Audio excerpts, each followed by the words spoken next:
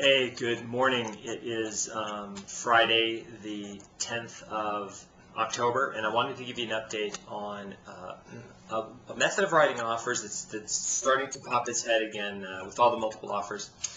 And the reason why you shouldn't do it, it's called an escalation clause. And for those of you who are familiar with the process, essentially what an escalation clause is, it's a clause in an offer that says, hey, I'm willing to pay X. However, I'm willing to raise my amount to beat the highest offer by $1,000.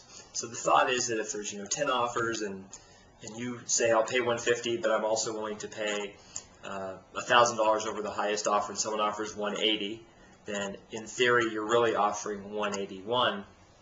So you're kind of trying to do two things at once. You're trying to take advantage of being able to offer something low, and then you're at the same time trying to take advantage of the fact of being the one that gets it if there's a lot of offers. And really this is not a good strategy for a lot of reasons, which I'm going to explain.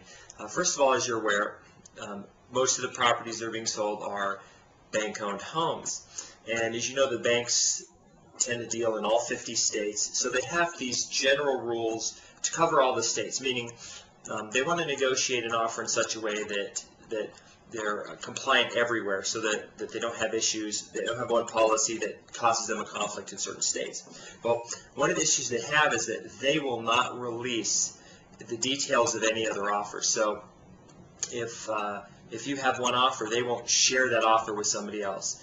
And what happens is, in some municipalities, in some states, they're required, when you submit an offer of that type, to show you the other offer that it was compared against.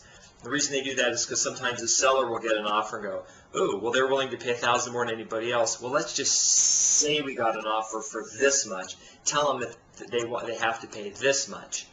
So what they require is that you have to show the offer, the other one, that the signed offer by the people, and say, hey, look, this is the offer we got, so here you have to beat it. First of all, the banks don't consider the escalation clause valid.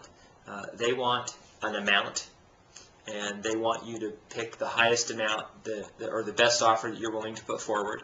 And if you're not willing to do that, then they won't look at the offer. They don't even consider it. So one of the problems you might have is you might have overall what could be the best offer, but they won't even consider it when they start to see those clauses in there. They'll just discard them and say, forget it, we're not going to deal with them.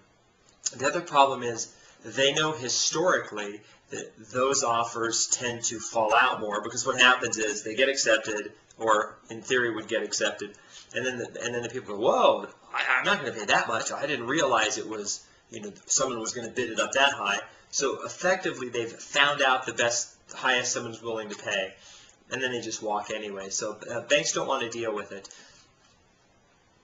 The other issue with that is that it's really not the price that makes the offer accepted. It's the best terms. It's what's the best financing, what are the best inspection, and all the other things.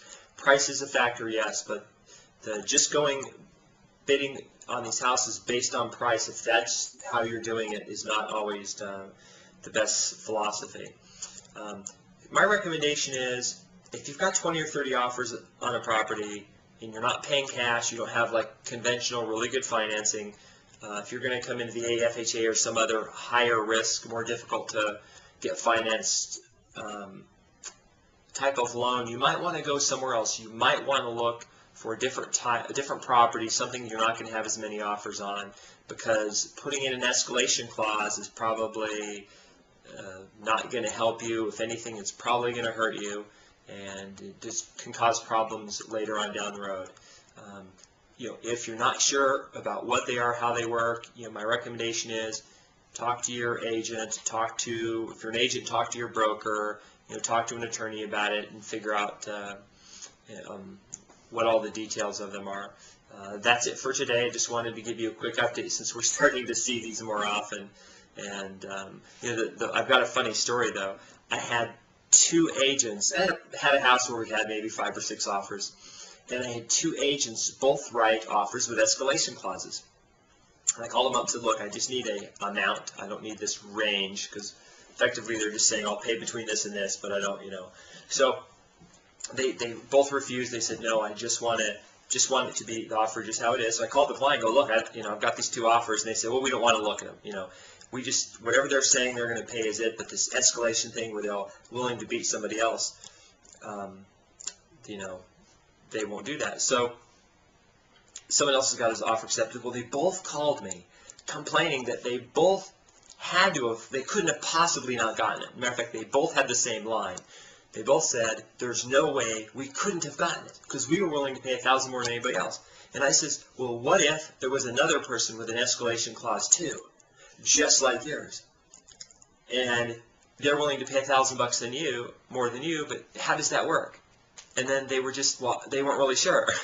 They're like, can you see the flaw in that type of negotiating strategy? Okay. Anyway, that's it for today. I hope everyone has a great day, and I'll have another update for you tomorrow. Thanks.